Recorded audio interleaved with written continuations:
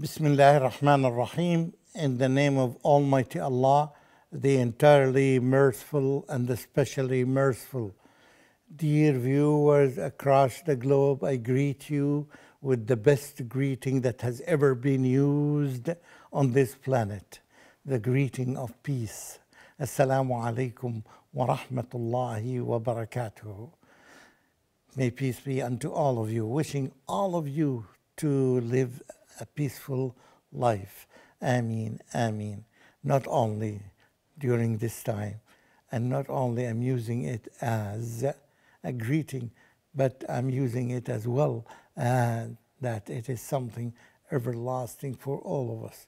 We wish that every moment and every minute and every day that we live would be peaceful, so that we would become more and more productive for the world, and we can think purely and correctly in the right direction. And alhamdulillah, the more you enjoy this kind of peaceful life, the more you are becoming peaceful, and the more you are becoming closer and closer to the truth. Therefore, we wish everybody to have these moments of reflection, to be enjoying this peaceful life. And we ask Allah subhanahu wa ta'ala to give us the ability to spread this peace across the globe. Peace, peace, peace. Assalamu alaikum wa rahmatullahi wa barakatuh. So try to spread it across the globe. Whenever you have an opportunity, at least verbally, orally, spread it, because it may lead, and definitely it will lead people to think and to act and to achieve peace on this earth. Dear viewers, today we have a beautiful verse, or a beautiful treasure, as all the treasures are beautiful. And remember, these treasures, you are going to get them for free. The only thing is needed from you is the time that you spend watching this. And I invite you to understand it fully as much as you can, and then implement it in your life, and then share it. Today it's about honey. Do you know honey? The honey that we eat? Yes, it talks about honey. Amazing. The Quran talks about honey. Yes, it is the book of Allah. And it tells us how important this honey, among all other things that Allah subhanahu wa ta'ala created. And we eat different foods with different tastes and flavors. Yet Allah subhanahu wa ta'ala selected this substance that's called honey to tell us a lot about it. Here's what Allah subhanahu wa ta'ala says. This is chapter number 16 in the Quran, and this is ayah number 69. أعوذ بالله من الشيطان الرجيم. يخرج من بطونها شراب مختلف ألوانه فيه شفاء للناس إن في ذلك لآية لقوم يتفكرون, which roughly can be translated as, from its stomach comes out, from the stomach of the bees come out a drink. What comes out? A drink. What is this drink? It's with different colors. Wherever you go in the world, you find a different color for it. Yet this drink is فيه شفاء للناس. It has cure in this drink. This drink is cure for diseases that a lot of people suffer from.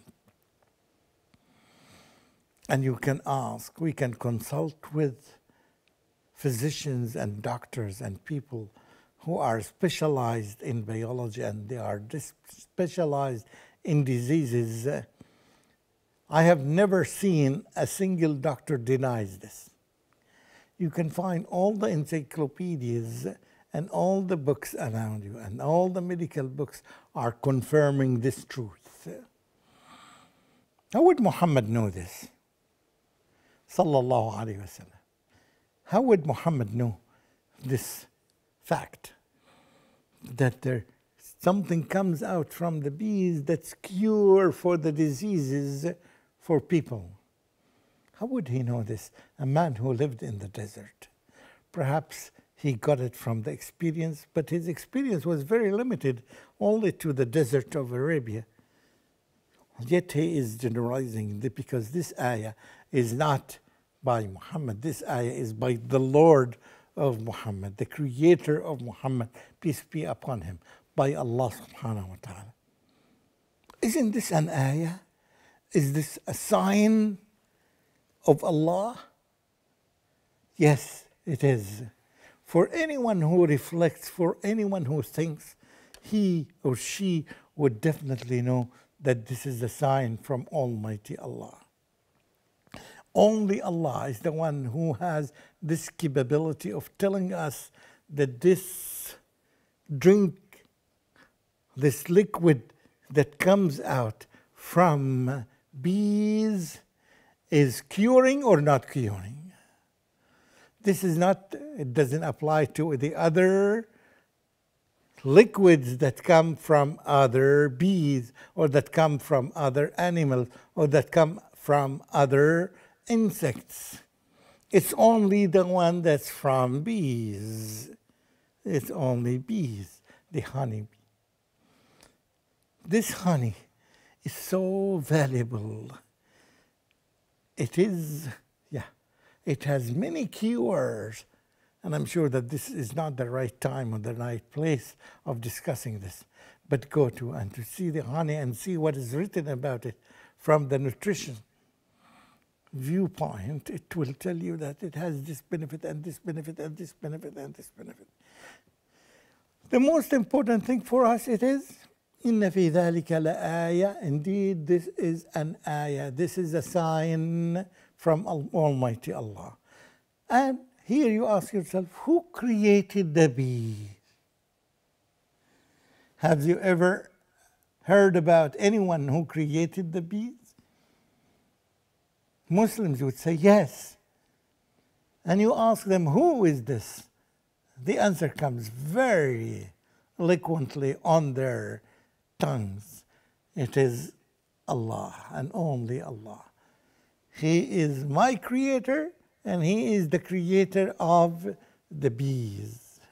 And He is the creator of everything. And He is the creator of this heaven and these skies and this earth. Wow. He's the same one. He's the creator of everything, and He's the one who's telling us. So it's here, it's very solid evidence that it is only Allah who creates. Who else creates?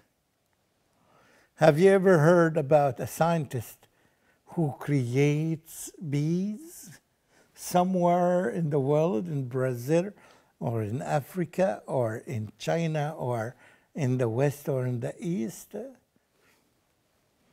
No.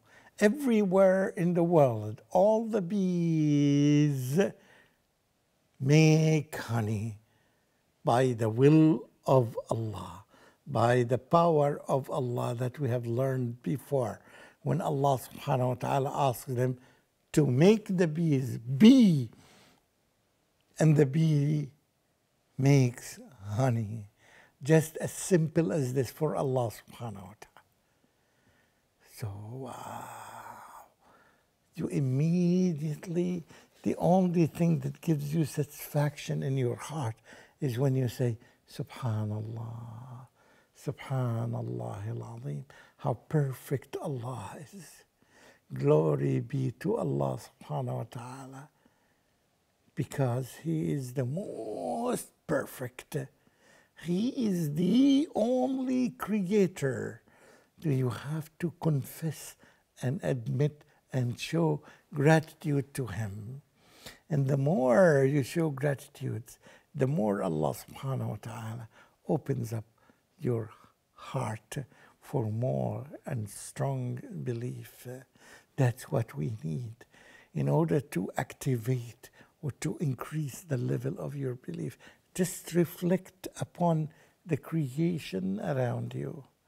Not only that, you can just reflect upon yourself and you see how many blessings and how many bounties Allah subhanahu wa ta'ala gave you, blessed you with.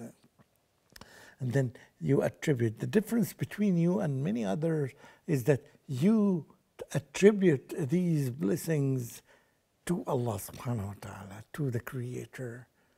And some people may attribute these blessings, unfortunately, to others. As Allah subhanahu wa ta'ala said that in many verses, are they Creator? Are they the ones who created this? No, they are not. The answer is here, is you can distinguish between the false gratitude, the false traps that people fall in. And they would say that scholar this and this and this made this and this and this.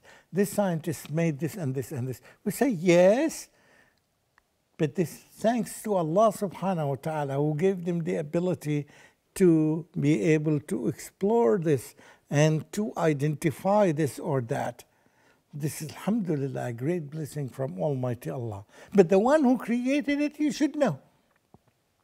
Because a lot of people around us, this is something, they said, how beautiful it is. It is so beautiful. It is so nice. It's so amazing without thinking of who created it. The first thing for you, the first thing for me, the first thing for all of us is to think of the Creator. Who created this bee? The one that makes this honey, beautiful honey. It's not enough to say how beautiful it is, how tasty it is. So you say, how? Who created it? Once you say, who created it? And once you know, and we know who created it. It's Almighty Allah. Nobody else created it. Ask yourself this question. Put 100 answers, million answers. You'll find the only correct answer is Allah. Allah is the one who created it. You cannot say that Buddha created it, or Muhammad created it, or Jesus created it, or Moses created it. No. The only creator who created this is only Allah subhanahu wa ta'ala. Once you know the right answer, yes, you become a Muslim. And you submit yourself if He is capable of creating this and that. So He is the Almighty. With full heart, full 100% certainty in your heart and in your mind that it is only Allah subhanahu wa ta'ala. These are moments of reaching the truth, moments of happiness when you know the truth that Allah is the Creator and He is the only Creator. There is no other one with Him. With all other attributes and names, beautiful names of Allah subhanahu wa ta'ala. So everything that whenever you come across these beautiful things around you in nature that you see in the sky or in the gardens or in the rivers or in the seas, wherever you go, you will find that Allah created this one, Allah created this one, Allah created everything to save your time. And all the time when you see something so beautiful and you see them everywhere, when you look here at this level, when you look here at this level, at a higher level, as if it is a focus on a camera and you're scanning things around you and you see it by this camera, you see the creation of Allah here, here and here. These are the acts of Allah subhanahu wa ta'ala. So every time you see that, you come with the response, Subhanallah al-Azim. How perfect the great Lord is. How perfect Allah is.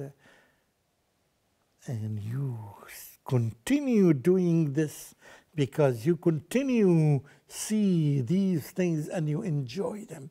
Unfortunately, you find a lot of people around you, because of their different culture and their different background, they have not been guided to know that it is Allah who created this. That's why they don't use this beautiful statement that we have learned. Subhanallah al-Azim, Subhanallah wa bihamdihi, Subhanallah al-Azim. These are moments that a believer experiences, and they are everywhere, and you can do this every moment and every second. You see the greatness and the perfection of the work of Allah subhanahu wa ta'ala, so you immediately submit yourself and say Subhanallah al-Azim, Subhanallah wa bihamdihi. This is how we revive our iman. This is how we increase our iman. This is how we keep aside the impact of dunya, the impact of materialistic life on our minds and on our brains, and get the impact of belief on our hearts. As we said, that unless you live these moments with yourself, as I said, that's why there should be a portion, a daily portion, a daily amount of recitation of Quran and time for reflecting upon the Quran, because in this way you wash up all these, you wash up your heart and you renew your belief, you renew iman, faith in your heart. And this is something needed by every believer, as the machine of the car that needs to be washed and to be maintained every week or every day, or it depends on how you maintain your machines of the car. Your heart needs to be, your mind needs to be refreshed and needs to be, alhamdulillah, clean, washed up. And iman should be revived in our hearts, all of us, no exception. We thank Allah subhanahu wa ta'ala from our hearts deeply that we have been guided to this. And we ask Allah subhanahu wa ta'ala to give us the ability and the skills so that we can share this with other people, so that they would share with us this level of iman. Ameen. Ameen. Wassalamu alaikum wa rahmatullahi wa barakatuh.